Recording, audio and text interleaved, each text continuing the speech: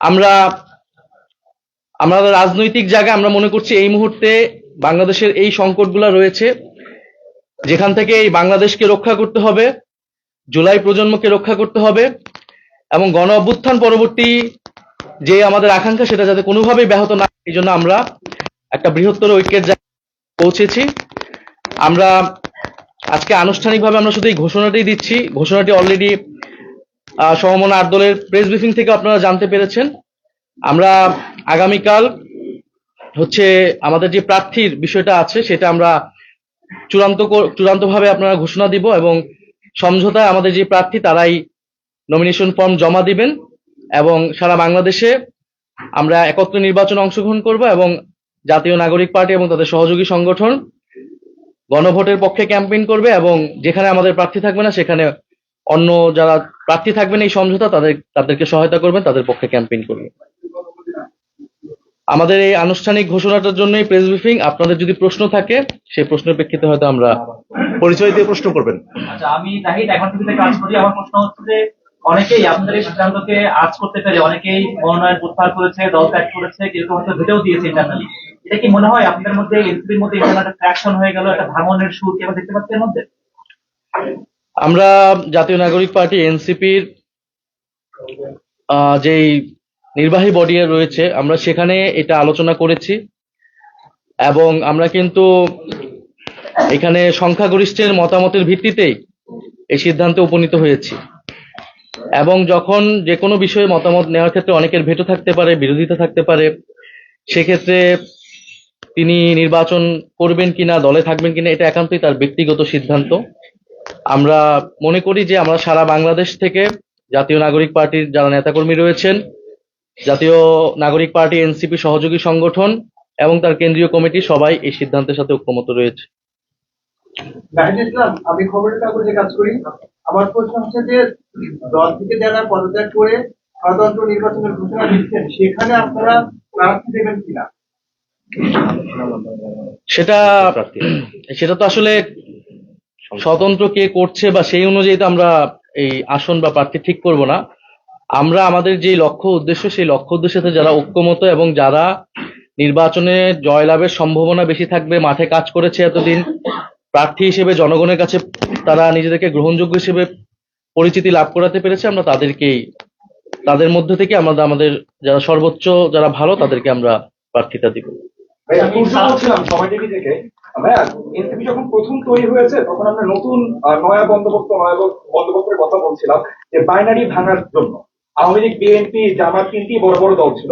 এখন এই যে আপনারা আধিপত্যবাদ বিরোধী এবং বৃহত্তর ঐক্য, এই দুটো পয়েন্টে যে আমাদের সাথে যোগ দিচ্ছেন, নয়া বন্দোবস্তের ডেফিনেশন চেঞ্জ হচ্ছে কিনা যোগ দিচ্ছে না?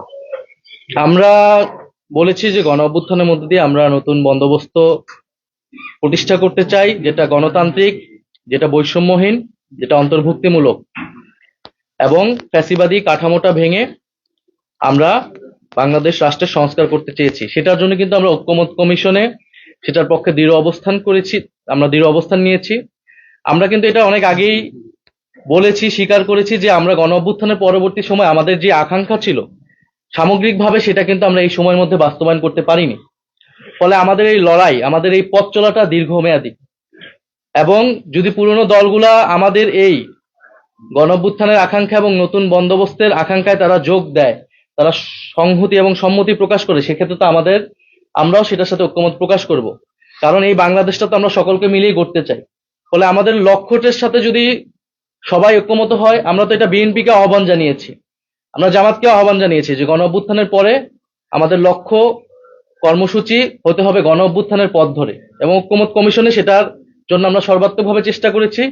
আগামী নির্বাচনে আমরা চাই গণভোটের পক্ষে, হ্যাঁ পক্ষে আমরা সবাই মিলে কাজ করব এবং জুলাই সনদে আমরা যে প্রতিশ্রুতি দিয়েছি সেই প্রতিশ্রুতি বাস্তবায়ন করব। এছাড়াও আমাদের পুরো সংস্কারের এবং দুর্নীতি বিরোধী যে লড়াই শুরু হয়েছে সেটার অগ্রযাত্রা অব্যাহত থাকবে। আচ্ছা, দুইটা প্রশ্ন একসাথে। প্রথমত ছিল গেল কয়েকদিন ধরে যেমন গণতান্ত্রিক সংস্কার জোট, সেটার মধ্যে কিন্তু আসলে বলা হয়েছে যে আমরা এককভাবেই যাচ্ছি। দ্বিতীয়ত হচ্ছে 125 জনের নাম ঘোষণা করা হয়েছে। তার মানে এই সিদ্ধান্তটা হয়তোবা খুবই রিসেন্ট সিদ্ধান্ত, আলোচনা অনেকদিন আগে থেকেই চলছিল। দুই এবং তৃতীয়ত হচ্ছে যে এনসিপির সাথে যদি হচ্ছে জামাতের জোট হয়, জোট হওয়ার পর বিরোধী দল বা হচ্ছে হলো সরকারি দলে যদি আসা হয়, সেক্ষেত্রে এনসিপির অবস্থানটা কই থাকবে? সেক্ষেত্রে কি জামাত বেশি প্রাধান্য বিস্তার করবে কিনা বা এনসিপি প্রাধান্য বিস্তার করবে কিনা, এই সমস্ত বিষয়গুলো নিয়ে আপনাদের পরিকল্পনা বা কি ভেবেছে? আমরা এই বিষয়গুলো আলোচনার মধ্যে রয়েছে।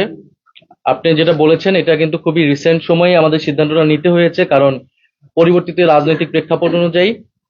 ফলে এই আলোচনাগুলো সামনে আরো আগালে আমরা তখন এই বিষয়ে আনুষ্ঠানিকভাবে বলতে পারবো। তবে এই মুহূর্তে আমরা ন্যূনতম এই জায়গায় ঐক্যমত হয়েছি যে আমরা এই যে নির্বাচনী এই বৈতরণীটা আমরা একত্রে পার হব এবং গণভোটের পক্ষে থাকব, এবং আমি যে পয়েন্টগুলো বললাম, আধিপত্যবাদ, দুর্নীতি, সংস্কার এবং বিচার অব্যাহত রাখা, এই বিষয়ে আমরা একত্রে কাজ করব।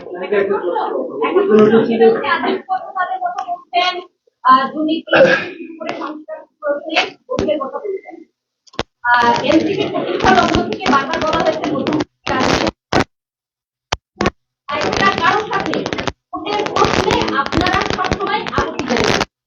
এই সময়ে ঐতিহাসিক রায় নিয়ে একেবারে মানে ঘাঁটি ধরে বসে থাকা একটি রাজনৈতিক দলের সাথে জোট, সববিরোধী অবস্থায় এনসিপি এই সমঝোতার কথা আপনারা বলছিলেন যে শীতের সমঝোতা বা শীতের জন্য কোনো অবস্থানে যায়নি। এনসিপি তার অবস্থানেই আছে এবং এনসিপির সাথে আমরা একটা বৃহত্তর ঐক্য করেছি বাংলাদেশের বর্তমান প্রেক্ষাপট অনুযায়ী, এবং যেটা মূলত নির্বাচনকে কেন্দ্র করে। ফলে নির্বাচনকে কেন্দ্র করেই আমাদের এই যাত্রা থাকবে, কিন্তু এনসিপি লক্ষ্য আদর্শ অনুযায়ী করবে, গুলো তার লক্ষ্য অনুযায়ী কাজ করবে। আপনারা যে আসল সমস্যা করি যদি না, আমরা এই ধরনের কোনো আলোচনা হয়নি। আমরা আপাতত নির্বাচনী সমঝোতা এতটুকুই ঐক্যমত হয়েছে এবং এই আলোচনাগুলো পরবর্তীতে আগাবে।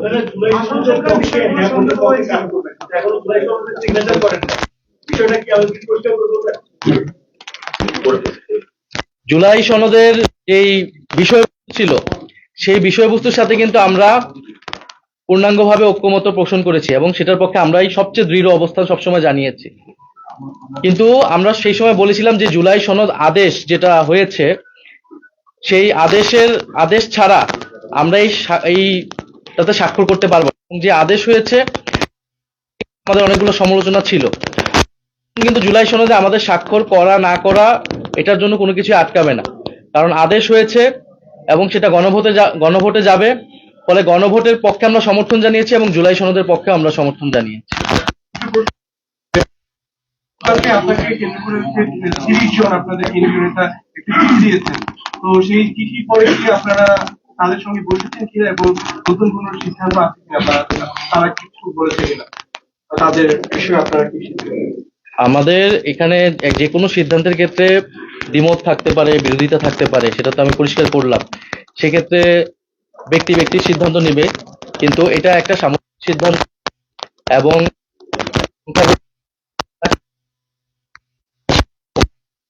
সম্মত হয়েছে। যারা বিরোধী তাদের সাথে আমরা কথা বলবো, তাদেরকে আমরা আরো বোঝানোর চেষ্টা করবো। আশা করি তারা এনসিপির এই সিদ্ধান্তে ছাত্র উপদেষ্টা যারা হচ্ছে যে এনসিপিতে আসার গুঞ্জন আছে, তাদের সর্বশেষ অবস্থানকে তারা এনসিপিতে জয়েন করছে কিনা। আর আরেকটা বিষয় হচ্ছে যে আপনাদের যে একটা জোট হয়েছিল এই বিষয় এবি পার্টি এবং রাষ্ট্র সংস্কার আন্দোলনের সঙ্গে, ওই জোটের আসলে সর্বশেষ অবস্থান। আমরা যেহেতু ওই জোটের আমাদের লক্ষ্য ছিল যে আমরা এককভাবে নির্বাচন করব, যেহেতু আমরা সেটা করতে পারছি না, ফলে সেই জোটটা আর কাজ করতেছে না। আমরা বৃহত্তর নতুন একটা সমঝোতা গিয়েছি অন্য একটি। আর দুই ছাত্র উপদেষ্টা যারা এটা তাদের বিষয়, এই বিষয়ে আমাদের কাছে কোনো আপডেট নেই। আমি মাঠ থেকে কেন্দ্রীয়তে কাজ করি। আমার প্রশ্নটি হলো জামাতের ধর্মভিত্তিক রাজনৈতিক সংগঠন আর জুলাই স্মৃতির সাথে এই ধর্মভিত্তিক রাজনৈতিক সংগঠনের মতদর্শগত জায়গা পার্থক্য আছে। সেক্ষেত্রে আপনাদের একসাথে ঐক্য হলে সরকার গঠন দল বা বিরোধী দলে কোনো কনফ্লিক্ট অফ ইন্টারেস্টের জায়গায় চলে যদি মতভেদ হয় এই জায়গাটা কি হবে? আমি তো এটা পরিষ্কার করেছি, আমাদের ন্যূনতম কিছু বিষয়ে ঐক্যমত রয়েছে। আমরা তো এটা সামগ্রিক বিষয়ে কোনো ঐক্য বা আদর্শিক ঐক্য হয়নি, এটা একটা নির্বাচনী সমঝোতা। ন্যূনতম এই বিষয়গুলোতে আমরা ঐক্যমত পোষণ করেছি আমরা এবং একত্রে নির্বাচনী যাত্রা আমরা পার করি। জি, ধন্যবাদ। ধন্যবাদ।